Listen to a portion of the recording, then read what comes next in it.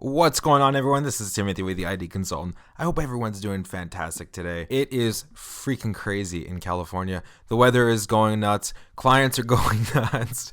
Everyone is going crazy. Yesterday it was like 91. Today is 91 degrees. And then like Wednesday, it's going to be 57. So I'm anticipating that. I just got over being super sick. I took a trip to Dallas, Texas, and I got really grossly sick. I was coughing, I was sneezing, I sounded like death, and I still sound kind of like death. I have like the cough still that's going to be lingering for the next 8 freaking weeks. In any case, this episode is really important to me because we're going to talk about managing new client expectations, and not even just new clients. We're talking about managing clients' expectations in general because it is literally rocket science. I'm not even kidding. You've heard it. Clients are listening to you and then they misconstrue what you say or what you do. And it's just purely because they did not have the right expectation. And it comes down to, guess what? You as a designer, you didn't do your job. You didn't give them the right expectations, and they're forming their own opinions about it. So what we're going to do is talk about some of the expectations that we could set and how to set those expectations as designers and decorators. So without further ado, the first is set clear deliverables. So it comes down to your scope of work on your contract. I go through this on the designer toolkit about having a scope of work, and it's in the contract part. It's a huge part of the contract because it goes through every little thing. We've actually talked about this on the episode 2, where you have to make sure that you literally put every damn thing on the scope as possible. If you don't think that you should put it on there, just put it on there. Like, I'm not even kidding. Talking about selecting a shelf, like a floating shelf for your client's office, well, guess what? You should certainly put down in the scope that you're also going to select the screws that go into that shelf. Scope out everything. And the reason why is because if the wrong screws are used by the contractor or whoever, like if your client decides, hey, you know what? Screw Tim, I'm going to go buy those screws myself. And if they're not what they were scoped out to be, it kind of releases you from that liability. If you scope out that particular item or product and it's not purchased by whoever purchased it, then it kind of alleviates you as liability. Like, look, I scoped that out, so that's what should have been delivered. So send your clients highly detailed list of deliverables that contain realistic deadlines for each of the item.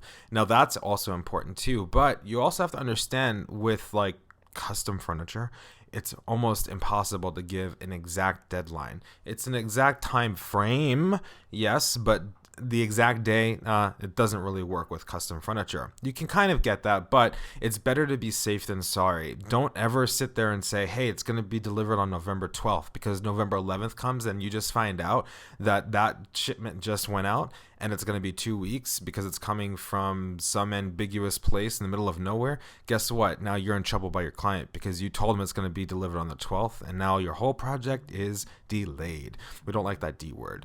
So by doing that, it's actually going to ensure that both you and your client are on the same page and share the same expectations. It's really important to build that relationship with your client. Number 2, be authentic. There's too much fluff in business proposals. Fluff is good in huskies, but not in business. People love to overpromise, and they so really just be authentic. Talk to the client about what you're willing to do for them and what you hope to achieve from the relationship, and be transparent about the challenges and obstacles that revolve around that. We've already talked about the transparency part of the business. I hope some of you are actually implementing that because it's huge. An honest assessment of the potential and challenges of the relationship is more effective, and it sets realistic expectations on how the client is going to be working with you. So that is super important. Then we go on to establishing regular communication. I am fucking huge when it comes to communication. I hate it. It is my biggest... Now, I don't hate communication. I hate it when clients don't communicate. I'll email a client, and some of them don't get back to me for 3 days. And I'm like, dude, you realize that you're spending $100,000 on this kitchen and you're not communicating with me? Shame on you. So always start with good communication. Reach out to each other on a regular basis, on a daily basis. Stay on top of expectations, and you always stay on top of perspectives about how the relationship is going. Make sure you control that relationship because your client will control you. It's very Very simple. This means asking the client how they want to communicate and how often. Put it in their ballpark. Say, hey, client, my forte is communicating with you. So let's talk about how long we're going to communicate for and how frequently. I have clients, if I don't set the expectation that I'm going to talk to them for, I don't know, like exactly 30 minutes. Sorry, you just heard that noise in the background. That was my email client. In any case, exactly 30 minutes, they're going to be on the phone for fucking 3 hours. No doubt about it. And I'm not about to sit there on the phone like it's my grandmother. I already have those calls with my grandmother. I don't need a second grandmother to give me 2-hour phone calls. So communication's key. Next, personality, get to know them. So get to know their personality. Get to know them on a personal level. Personality goes a really long way with clients. You need to make sure that your personality works well with them, and you also need to personally get to know them. Showing them that you're a real human could go a really long way with your clients and really building a business relationship with them. Understanding their values, goals, struggles, and interests as a person can help you figure out how to work with them. Here's the thing. I've talked about it before. As a designer, you should be asking your clients these kind of questions and getting to personally know them anyway, because you need to design based on who? Them. Excellent. So if you're not getting to know your clients as if they're your best friend, then what the fuck are you doing? Designing their house. Oh, wait. You'd be a decorator. Just kidding. So man.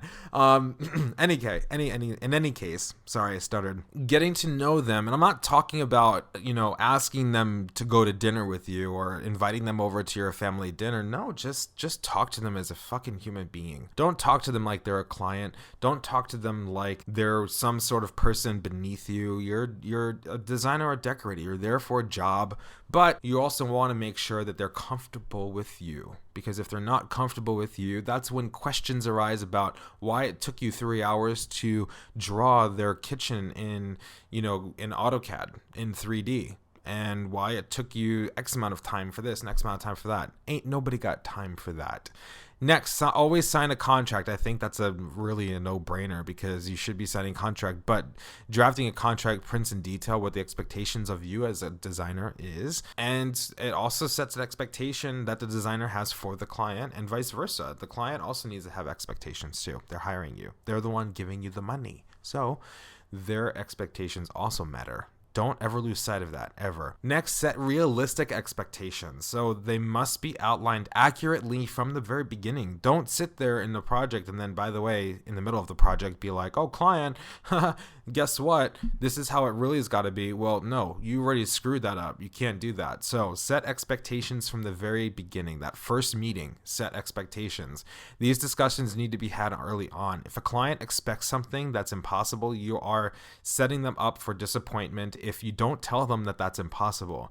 If that literally goes down to even talking about the budget. If you are in a kitchen renovation and your client says, hey, Tim, I have let's say $20,000 to redesign my kitchen, you need to be like, yeah, so was that an IKEA kitchen? Because $20,000 is not really going to get you much. It's probably not even going to get you an IKEA kitchen, to be quite frank with you. So you need to be able to be actually, I should say, to have that conversation with your clients and letting them know, look, Jane, this is not going to work out because you need $100,000 to accomplish the things that you want to accomplish in your dream kitchen. So next, be transparent. We had a whole conversation about this, so I'm just going to refer you back to that episode. I don't remember which one it is because I barely remember what I had for breakfast, but go back onto the podcast and listen to the transparent one.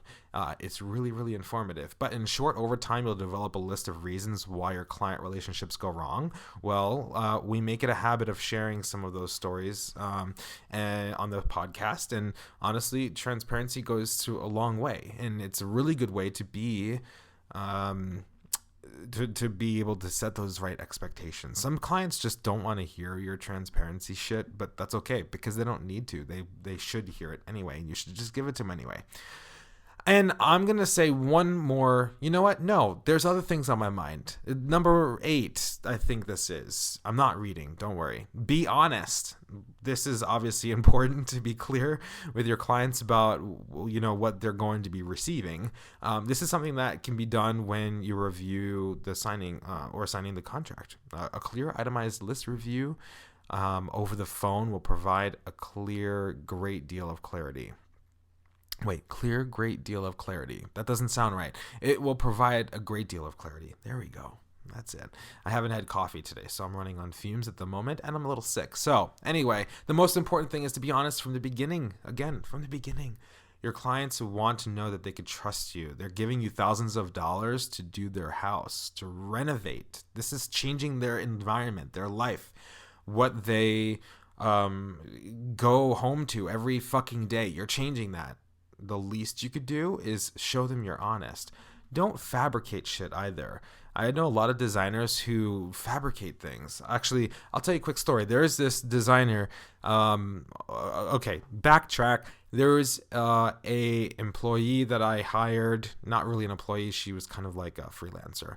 And so she came from a design firm in Beverly Hills, and she had said, I'm leaving because ABCXYZ. But one thing that stuck in my head because of this whole thing was the designer had found or sourced a silk wallpaper, and it was some crazy fucking number, like $200 a yard for silk wallpaper. And the designer said, hey, if you order this with me within the next week, I can definitely get you a huge discount. Well, guess what he wound up doing? Finding silk wallpaper from a different vendor that was like $19 a yard. Why does that keep going on? Anyway, don't do that. You're stupid. Anyway, think like the customer. So the client will tell you what they expect. They might not share everything because they're uncomfortable explaining it or they forgot. So it's important that you, as a designer, need to think like the client and put your feet in their shoes, not literally, figuratively.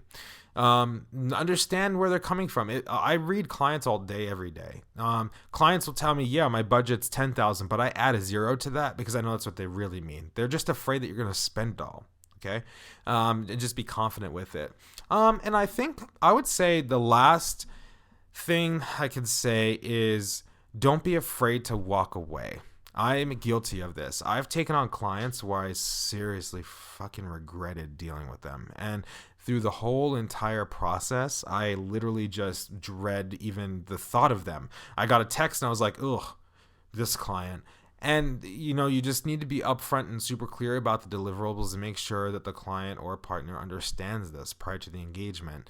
But more importantly, don't be afraid to check them in their spot. And if they don't want to stay in their spot, then you fucking run away. Don't be afraid to, and you cut ties with that client because it's going to be much better that way anyway. They don't value you. If they're not going to listen to you and understand those expectations and set some realistic ones themselves, they simply don't value you as a designer. Thanks so much for listening. I love you guys.